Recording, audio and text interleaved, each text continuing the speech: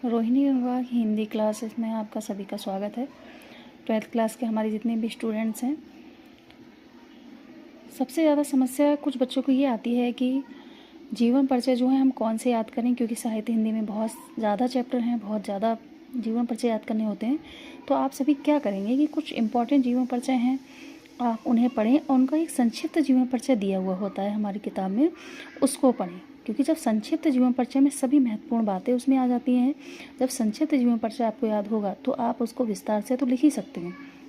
जैसे कि हमारे इसमें आपका 12th क्लास का ही पेपर है बोर्ड का, इसमें देखिए लेखक जो जीवन परिचय दिए हुए हैं लेखक के, और किसी एक का ही लिखना होता है, 5 नंबर में आता है लिखने को ही आपका।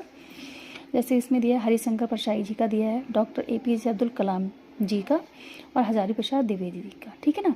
तो इसमें क्या होता है, ये सभी इम्पॉर्टेंट हैं, लेकिन डॉक्टर APJ अब्दुल कलाम जो हैं इनका चैप्टर और इनका जीवन परिचय आप विशेष तौर से याद कर लेंगे।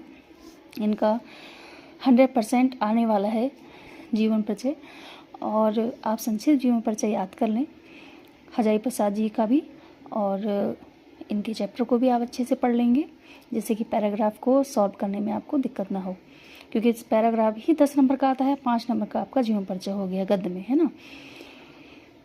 तो आप उसको हल करेंगे, क्योंकि संक्षिप्त जीवन परिचय जब आपको याद होगा तो आप उसको बड़ा करके लिख सकते हैं।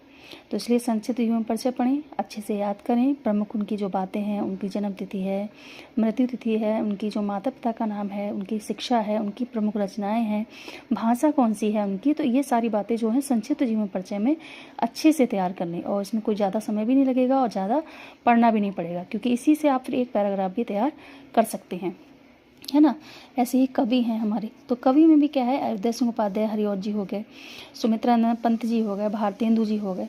तो इन्हीं 3 का जीवन परिचय भी अगर आप अच्छे से तैयार कर लेते हैं और इन्हीं 3 लोग के चैप्टर को भी आप अच्छे से पढ़ लेते हैं, तो मैं उम्मीद करती हूँ कि आपको बोर्ड एग्ज़ाम में 2026 में आपको जो है, मुझे लगता है 30 नंबर आपके कहीं नहीं गए हैं। 30 नंबर तो आपको बहुत ही आसानी से आपके मिल ही जाएंगे इसमें, है ना। तो आप इनका भी संक्षिप्त जीवन परिचय याद करें, तैयार करें और उनका अभ्यास करें। आज के लिए इतना ही, आगे मैं आपको और समझाऊंगी। हमारे चैनल को सब्सक्राइब जरूर करें। धन्यवाद।